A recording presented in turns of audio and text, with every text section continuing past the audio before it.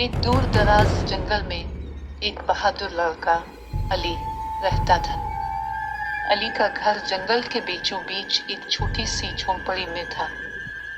अली के वालिदैन कुछ अरसा पहले फौत हो चुके थे और अब वो अकेला रहता था।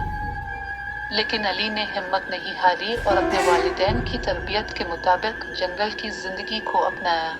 अली रोजाना जंगल में घूमता और जंगल के दरख्तों और जानवरों की देखभाल करता। वो जानवरों से बात करता, उनके साथ खेलता और उन्हें अपने दोस्त मानता था।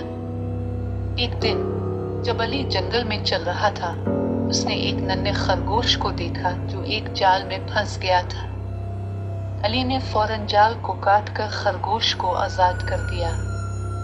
खरगोश ने अली का शुक्रिया अदा किया और कहा, तुम्हारी नेकी कभी जाए नहीं जाएगी।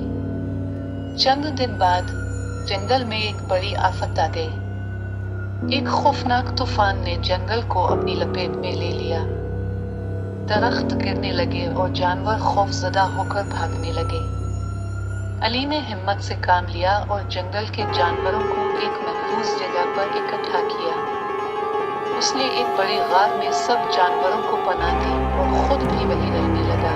तूफान के खत्म होने के बाद जानवरों ने अली का शुक्रिया अदा किया।